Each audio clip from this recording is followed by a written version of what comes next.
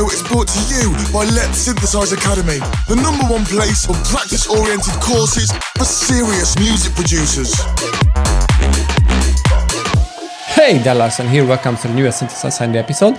And today I want to teach you a few things that I learned in the past 10 years I've been producing full-time about call and response through this little song I started working on.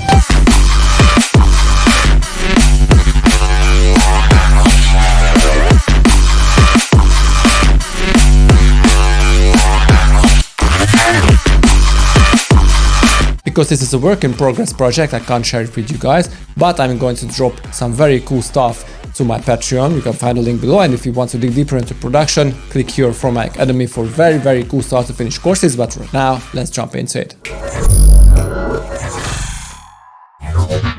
Okay, so call and response, and this is the first thing that they teach you in music schools. How are you? I'm fine, thanks. This can relate to rhythm, melody, harmonies, etc. And there is this little joke that may explain you very well what I mean in call response. So how do Americans play the American hymn when they run out of time? So this is how they do it.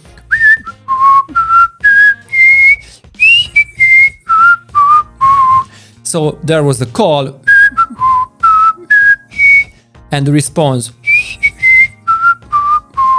So like it is rising, building up the tension and then dropping the tension. So this is what you want to do in music production. Now let's analyze this little thing I made and I showed you in the intro.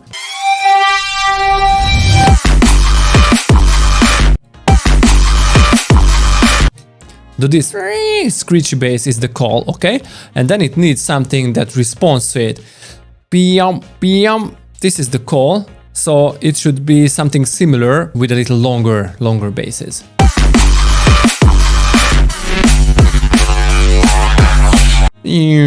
As you can hear, it drops down. It drops the tension a little bit.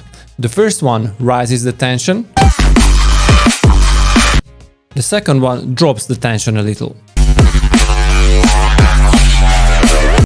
Okay, then again, rising stuff.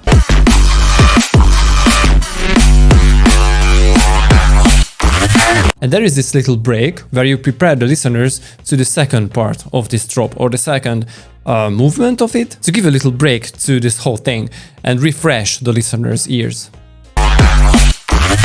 A little break can be very freshening. So I think it was Noisia who said it is very hard to, play with breaks and play with silence and not overbuild your drop, like, putting into a lot of stuff and not leaving some breaks, leaving some air into the drop.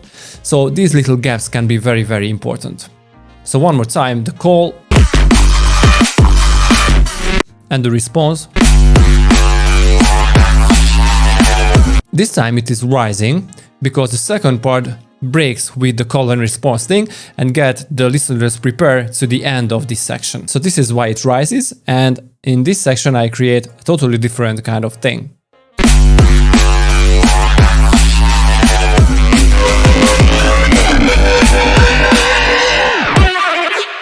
Okay, so this is the call and response thing.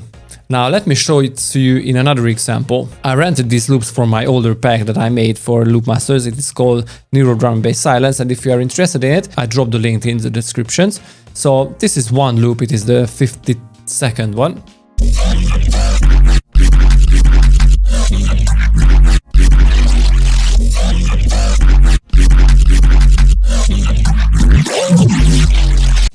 Okay, so basically it builds around one theme. As you can hear, this is the one theme that I use, through the whole loop, and I make several changes. For example, I think it is very obvious that if I copy this, the second part is changed. So basically this whole thing is very similar to what you can hear in the first part of the loop.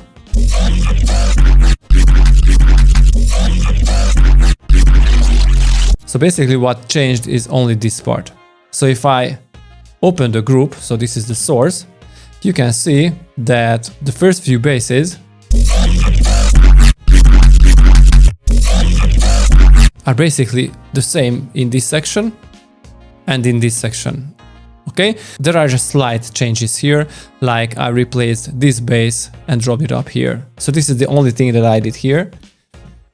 But in the second section, what you can hear here I replaced this thing, this very rhythmic thing. By the way, this is a sample. So what I did, I took, I think, this Neuro bass or something like that, and exported into wave format and dropped it into sampler. So this was it. So with the sampler, I was able to build up a very nice rhythmic kind of bass pattern. Otherwise, inside Serum, it is a lot more complicated, but in sample format, it's so cool to play with this. So as you can see, I just play with the starting position of the wave file. Anyway, you get the idea. I replace this rhythmic kind of thing to an FM8 bass. Very gritty and very ugly sound, but I think it plays so well with the other sounds.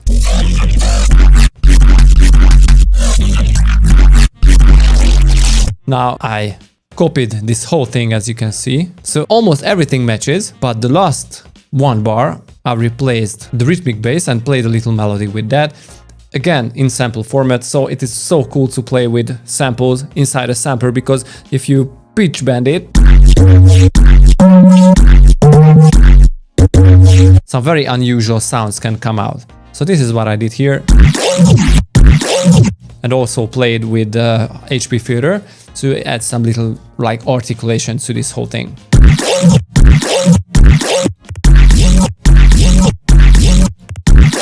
And at the end, an FM8 bass again. So one more time, try to take one sound from the first bar, I would say, or drop it into a sampler or whatever you want to do, but try to play the second bar with that in a different rhythm, but always keep the rhythm. You need to make very nice and jumpy and skippy kind of rhythm to the bass. So it can always work. Like I took this sound from the first bar and I just played with it a little in the second one. Okay, let's see another example. Let's take this one.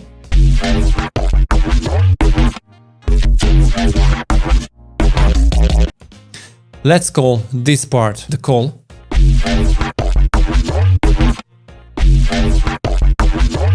It's just two basses, let me show it to you. 1 and 2, both of them are massives.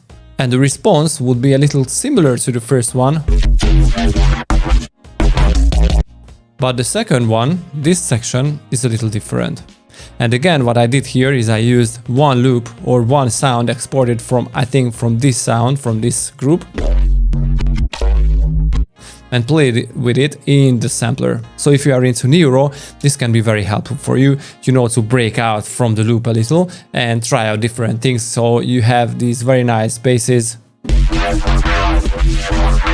And this one. So you export it, drop it into the sampler and play around with the starting position and with different rhythms. So cool thing.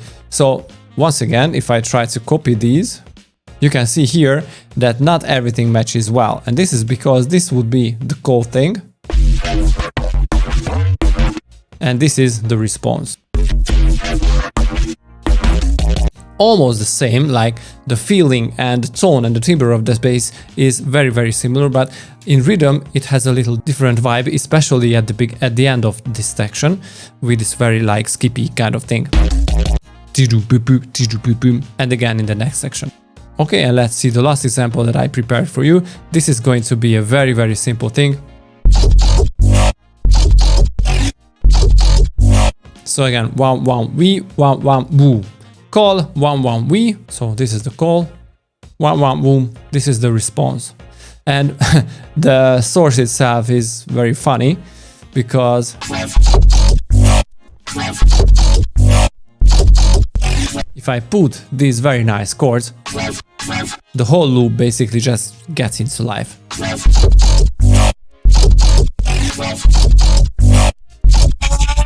And I also, of course, like always, don't want to just copy this whole thing, but want to make some changes at the end of the bar, like in the fourth bar, this is the fourth bar, with an FM8 kind of sound.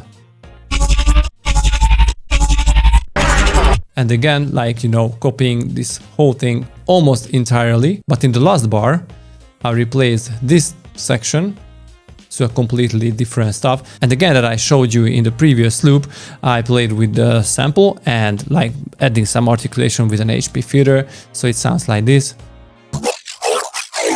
with the sub.